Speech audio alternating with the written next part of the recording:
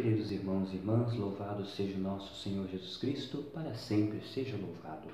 Hoje, dia 27 de agosto, a Igreja tem a honra de celebrar Santa Mônica.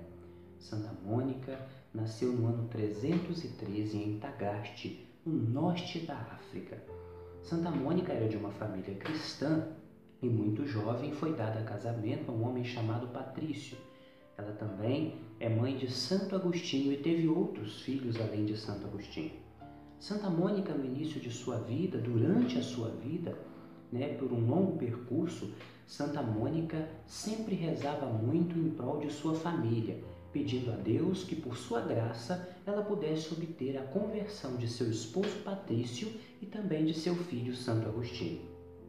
Santo Agostinho era um homem muito perverso, era um garoto muito perverso, Gostava muito das coisas que o mundo lhe oferecia e, pela intercessão de sua mãe, ele pôde chegar a uma conversão completa ao Deus Altíssimo.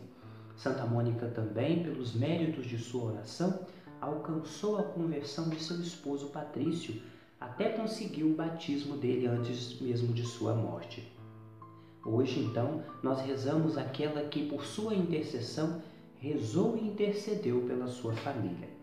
Nós costumamos dizer que as nossas famílias são as nossas igrejas domésticas, que nós possamos aprender também com Santa Mônica, rezar com esta espiritualidade de Santa Mônica e pedir que, por sua intercessão, ela possa proteger as nossas famílias, os nossos lares, os nossos amigos, todas aquelas mães que rezam hoje pelos seus filhos, pedindo uma verdadeira conversão.